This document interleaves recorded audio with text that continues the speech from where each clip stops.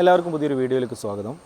ഇന്ന് നമ്മൾ ചർച്ച ചെയ്യാൻ പോകുന്ന വിഷയം നമുക്കറിയാം. 2 ദിവസം മുമ്പേ ഫിഫ വേൾഡ് കപ്പ് ഫൈനൽ കഴിഞ്ഞു. അതിൽ സ്പെയിന് ഏകപക്ഷീയമായിട്ട് ഒരു ഗോളിന് അർജൻറ്റീനയോട് വിജയിച്ചു.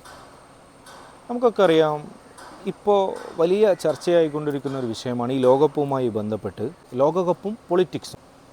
ഈ ഒരു ലോകകപ്പിൽ ശരിക്കും പൊളിറ്റിക്സിനെ നമ്മൾ കലർത്തേണ്ട ആവശ്യമുണ്ടോ? അല്ലെങ്കിൽ ചില ആളുകൾ പറയും ലോകകപ്പിൽ ഒരിക്കലും പൊളിറ്റിക്സ് ഇല്ല, രാഷ്ട്രീയപരമായിട്ട് ലോകകപ്പിനെ നമ്മൾ കാണേണ്ടതില്ല എന്നൊക്കെ പറയുന്ന ആളുകളുണ്ട്. എൻ്റെ ഒരു അഭിപ്രായം, ശരിക്കും നമ്മൾ കളിയെ ഒരിക്കലും രാഷ്ട്രീയമായി കലർത്തിക്കൂട്ടി അതിനെ ആ ഒരു തരത്തിൽ കാണേണ്ടതില്ല എന്ന് തന്നെയാണ് എൻ്റെ ആഗ്രഹം. പക്ഷേ നമ്മൾ എങ്ങനെ സത്യത്തെ മറച്ചു വെക്കാൻ ശ്രമിച്ചാലും ലോകകപ്പും പൊളിറ്റിക്സും അല്ലെങ്കിൽ വേൾഡ് കപ്പും ഫിഫ വേൾഡ് കപ്പും പൊളിറ്റിക്സും എന്താ പറയുക കൂട്ടിക്കുഴഞ്ഞു കിടക്കുന്ന ഒരു സംഭവമാണെന്ന് നമുക്ക് കൃത്യമായ തെളിവുകളുടെ അടിസ്ഥാനത്തിൽ മനസ്സിലാക്കാൻ കഴിയും. അപ്പോൾ ഞാൻ ആദ്യമായിട്ട് പറയുകയാണെങ്കിൽ, സോമാലിയയിൽ നിന്നുള്ള ഫിഫയുടെ ഒഫീഷ്യൽ റഫറിയായ ഉമർ അബ്ദുൽ ഖാദർ അർത്താനി എന്നൊരു വ്യക്തി, അദ്ദേഹം ഫിഫ അംഗീകരിച്ച അപ്രൂവൽ ചെയ്തൊരു ഒഫീഷ്യൽ റഫറിയാണ്.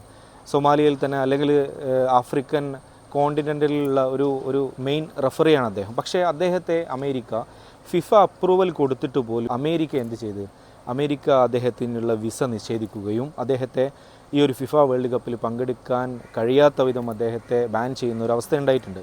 അതിനുശേഷം അദ്ദേഹത്തിൻ്റെ സൊമാലിയ നാട്ടിലേക്ക് തിരിച്ചുപോയ സമയത്ത് അദ്ദേഹത്തെ വലിയ രീതിയിലുള്ള ആഘോഷപൂർവ്വമായിരുന്നു സൊമാലിയയിലുള്ള ജനങ്ങൾ അവിടെ സ്വീകരിച്ചത്. നമുക്കൊക്കെ അറിയാം, സൊമാലിയ എന്ന രാജ്യത്തെ അമേരിക്ക ഒരിക്കലും ഒരു രാജ്യമായി പോലും അംഗീകരിക്കാത്ത ഒരു രാഷ്ട്രീയപരമായിട്ടുള്ള ഒരു വിദ്വേഷം അവർക്കുണ്ട്. അതിൻ്റെ അടിസ്ഥാനത്തിൽ ഞങ്ങളുടെ നാട്ടിൽ വന്ന് സൊമാലിയൻ രാജ്യത്തുള്ള ഒരു റഫറി മത്സരം നിയന്ത്രിക്കേണ്ട എന്നുള്ള വ്യക്തമായൊരു രാഷ്ട്രീയത്തിൻ്റെ പിൻബലത്തിലാണ് അമേരിക്ക അദ്ദേഹത്തിനെതിരെ ഇത്തരത്തിലുള്ള കാര്യം ചെയ്തത്. മറ്റൊരു വിഷയം നമ്മൾ നോക്കുകയാണെങ്കിൽ ഇറാൻ്റെ വിഷയമാണ്. ഇറാനും അമേരിക്കയും തമ്മിലുള്ള, അല്ലെങ്കിൽ ഇറാൻ അമേരിക്കൻ ഇസ്രായേൽ സഖ്യത്തോട് നടത്തുന്ന യുദ്ധമൊക്കെ നമുക്കറിയാം. അതിൻ്റെ ഭാഗമായിട്ട് ഒരു ഭയവുമില്ലാതെ ഇറാൻ അമേരിക്കയിൽ പോയിട്ട് വേൾഡ് കപ്പ് കളിക്കാനുള്ള ധൈര്യം കാണിക്കുകയാണ്. പക്ഷേ അവിടെ എത്തി നമുക്കറിയാം, ഹോസ്റ്റ് രാജ്യങ്ങളായ മെക്സിക്കോയും അതുപോലെ കാനഡയും അമേരിക്കയിലൊക്കെയാണ് കളി നടക്കുന്നത്.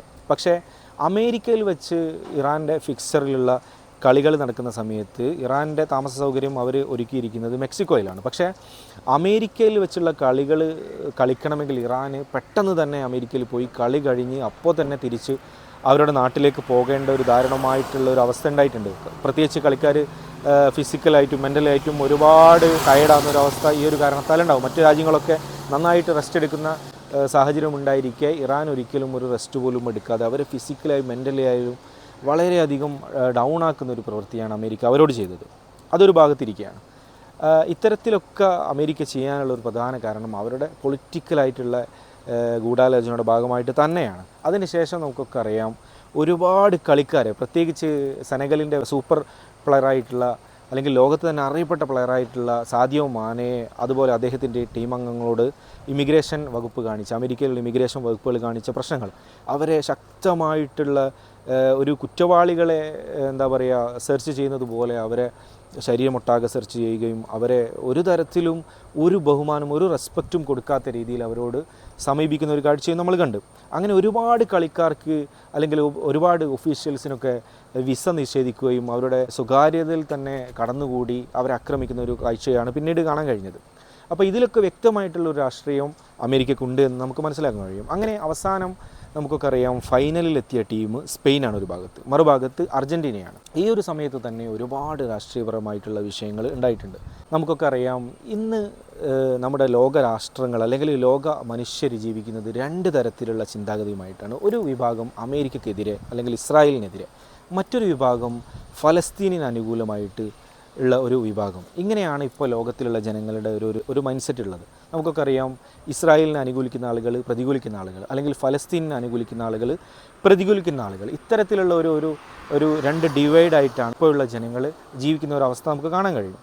ആ ഒരു തരത്തിൽ നോക്കുകയാണെങ്കിൽ സ്പെയിൻ എന്ന രാജ്യം അല്ലെങ്കിൽ ഫ്രാൻസ് എന്ന രാജ്യം, ഫ്രാൻസ് സെമിയിലാണ് പരാജയപ്പെട്ടത്, സ്പെയിനാണ് ഫൈനലിൽ ജേതാക്കളായത്.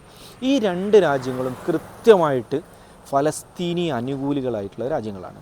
ഇവർ കൃത്യമായിട്ട് അമേരിക്കക്കെതിരെയും ഇസ്രായേലിനെതിരെയും, കാരണം പിഞ്ചു കുഞ്ഞുങ്ങളെ പോലും കൊന്നൊടുക്കുന്ന ഈ 2 രാഷ്ട്രങ്ങൾക്കെതിരെ കൃത്യമായിട്ടുള്ള നിലപാടെടുത്ത രാജ്യമാണ് സ്പെയിനും ഫ്രാൻസൊക്കെ. നമുക്കൊക്കെ അറിയുന്ന കാര്യമാണ്. നമുക്കൊക്കെ അറിയാം, ഈ യൂറോ കപ്പ് കഴിഞ്ഞ സമയത്ത് അതിൻ്റെ ട്രോഫിയുമായിട്ട് സ്പെയിനിൽ കൂടെ തുറന്ന വാഹനത്തിൽ സ്പെയിൻ കളിക്കാർ ആ ഒരു ആഘോഷ പരിപാടിയുമായുള്ള യാത്രയിൽ കൃത്യമായിട്ട് അവരുടെ സൂപ്പർ സ്റ്റാർ ആയിട്ടുള്ള ലമീൻ യമാൽ ഫലസ്തീനി പതാക കയ്യിലേന്തിക്കൊണ്ട് ശക്തമായിട്ടുള്ള ഫലസ്തീനി ഐക്യദാർഢ്യം കാണിച്ചൊരു കാഴ്ച മഹാസുന്ദരമായിട്ടാണ് നമ്മളൊക്കെ കണ്ടു കഴിഞ്ഞത്.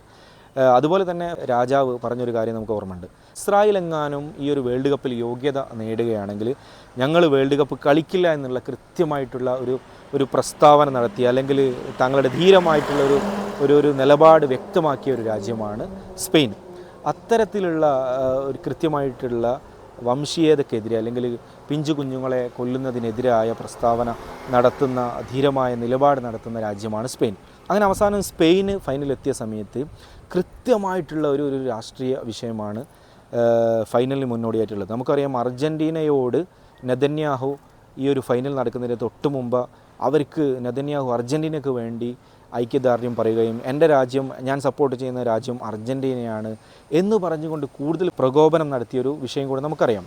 അതേപോലെ തന്നെ അർജൻറ്റീനയും ഈജിപ്തും തമ്മിൽ നടന്ന ക്വാർട്ടർ മത്സരത്തിൽ ഈജിപ്തിൻ്റെ കായിക താരങ്ങളെയും അല്ലെങ്കിൽ ആരാധകരെയും പ്രകോപിപ്പിക്കാൻ വേണ്ടിയിട്ട് അർജൻറ്റീന ആരാധകർ ഗ്യാലറിയിൽ വെച്ച് ഇസ്രായേലിൻ്റെ പതാക കാണിച്ചുകൊണ്ട് ഈജിപ്തിൻ്റെ കളിക്കാരെ പ്രകോപിപ്പിക്കുന്ന രീതിയിലുള്ള പ്രവൃത്തികൾ നമുക്ക് കാണാൻ കഴിയും. ഇതിനൊക്കെ കൃത്യമായിട്ട് പൊളിറ്റിക്സ് ഉണ്ട്, രാഷ്ട്രീയം ഇതിലില്ല എന്ന് നമ്മൾ എത്ര പറഞ്ഞാലും ഇതിൻ്റെ പിന്നിൽ വ്യക്തമായിട്ടുള്ള പൊളിറ്റിക്സ് ഉണ്ട് എന്ന് തന്നെയാണ് നമുക്ക് മനസ്സിലാക്കുന്നത്.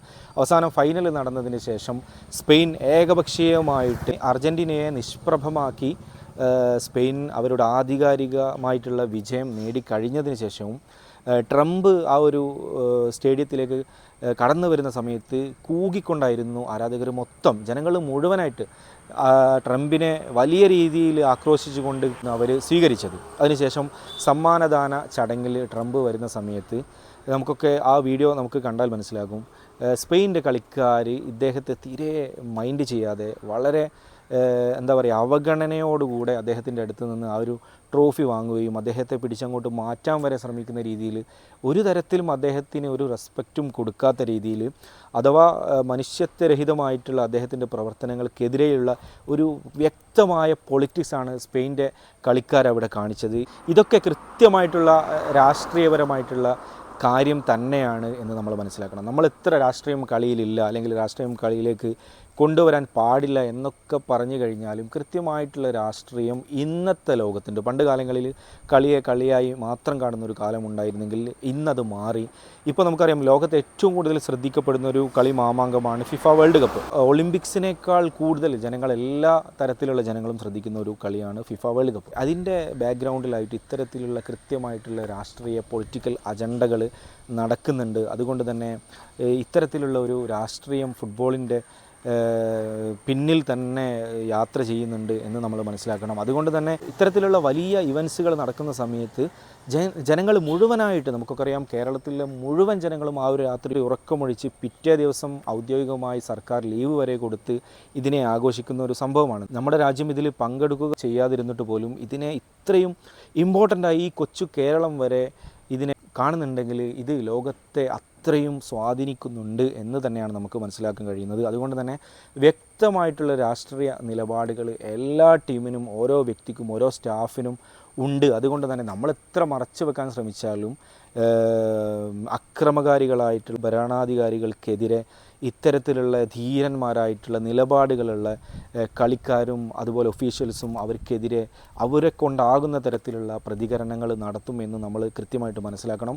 ഇത്തരത്തിലുള്ള രാഷ്ട്രീയപരമായ നിലപാടെടുക്കുന്ന ആളുകൾക്ക് എൻ്റെ എല്ലാവിധ ഐക്യദാർഢ്യവും അറിയിക്കുകയാണ്. എന്തായാലും കളിയെ രാഷ്ട്രീയമല്ലാത്ത രീതിയിൽ കണ്ട് കളിയായി മാത്രം കാണുന്ന ഒരു കാലം നമുക്ക് എത്രയും പെട്ടെന്ന് ഉണ്ടാവട്ടെ എന്ന് മാത്രം ആഗ്രഹിച്ചുകൊണ്ട്, ആശംസിച്ചുകൊണ്ട് ഞാൻ നിർത്തുന്നു. Okay, by.